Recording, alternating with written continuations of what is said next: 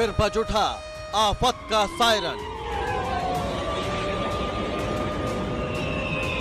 Ukraine के आसमान में रूस की मिसाइल।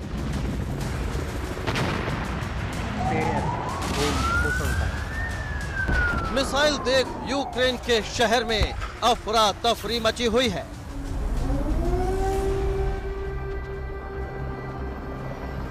ऐसा लग रहा है मानो आसमान में आग के शोले भड़क उठे हों।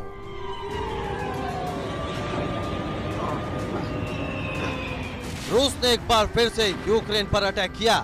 सुबह से ही अब तक कई बार मिसाइल दागी जा चुकी हैं, जो यूक्रेन के आसमान में साफ दिखाई दे रही हैं।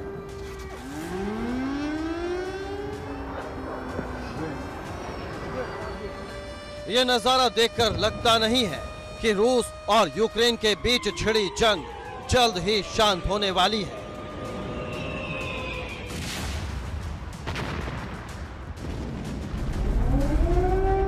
यूक्रेन के आसमान में कभी फाइटर प्लेन की आवाज सुनाई देती है, कभी शहर में टैंक नजर आते हैं, तो कभी मिसाइल से हमला हो रहा है।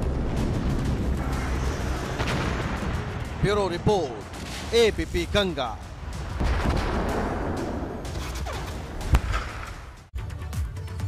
तो रूस और यूक्रेन के बीच लड़ाई में एक तरफ यूक्रेन में तबाही मची हुई है, तो वहीं दूसरी तरफ यूक्रेन में फंसे हिंदुस्तान के लोगों के परिवार वाले बेहद परेशान। और उत्तराखंड में भी बड़ी संख्या में छात्र यूक्रेन में पढ़ाई के लिए गए हुए हैं और इसके बाद परिवार वाले सरकार से गुहार लगा रहे हैं।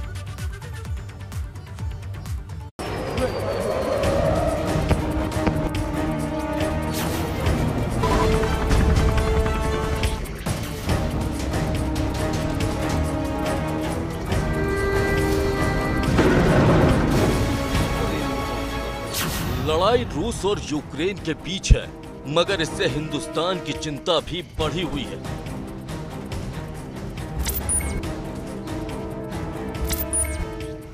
हिंदुस्तान के अलग अलग हिस्सों से हजारों लोग यूक्रेन में फंसे हुए हैं, जिनके परिजन लगातार सरकार से गुहार लगा रहे हैं।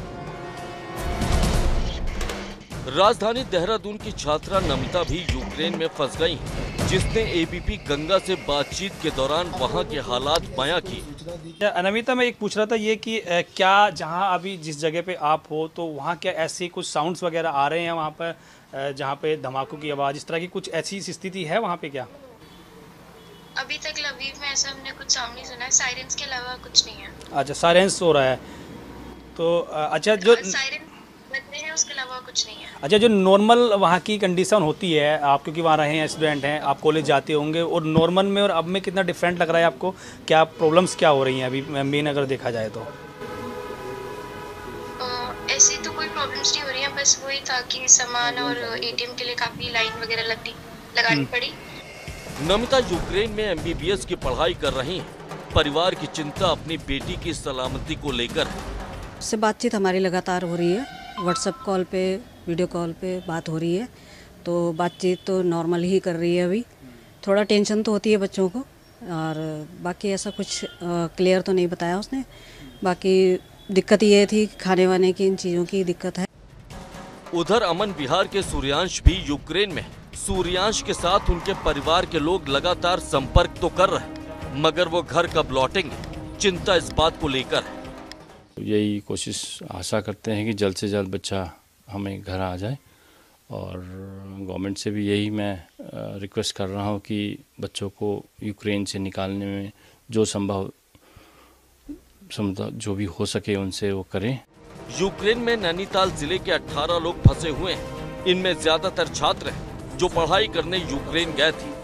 हमारी एलआईयू और सिटी कंट्रोल रूम में जो लगातार फ़ोन से हमें सूचित कर रहे हैं, उनका रिकॉर्ड कंपाइल किया जा रहा है, और ये संख्या हर समय बढ़ रही है। रुड़की और मैंगलोर क्षेत्र के भी 6 छात्र यूक्रेन में फंसे हुए हैं। मैंगलोर निवासी अरीब अंसारी पिछले 5 साल से यूक्रेन में एमबीबीएस की पढ़ाई कर रहा है। अरीब को 26 फरवरी को घर आना था। बच्चे अंदर हैं, खाने पीने का सारा सामान मौजूद है, किसी तरह की कोई दिक्कत है नहीं। फंसा हुआ तो नहीं कह सकते, लेकिन क्योंकि फ़्लाइट नहीं है और उसकी टिकट बुक थी 26 तारीख की। अब क्योंकि फ़्लाइट नहीं है इसलिए वहाँ फ़िलहाल तो रुक गए हैं।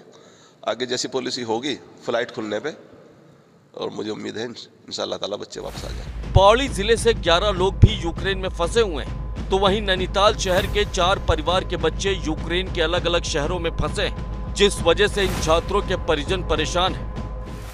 सभी परिवारों से वार्ता की गई है। सभी परिवारजनों के जो सदस्य वहाँ यूक्रेन में हैं वो सुरक्षित हैं और वहाँ पर अपना व्यवस्था भी कर रहे हैं और उनके द्वारा जो भी सहायता की अपेक्षा किया गया है संबंधित विभाग को उसकी सहायता के लिए हम सूचीबद्ध करके अवगत करा रहे हैं। यूक्रेन में जिस तरह से हालात बिगड़ रहे हैं, उसके बाद छात्रों के परिजनों की चिंता बढ़ गई। उनकी चिंता बच्चों की सलामती को लेकर है। एबीपी गंगा के लिए देहरादून से पंकज, हल्द्वानी से अंकित, रुड़की से विनीत की रिपोर्ट।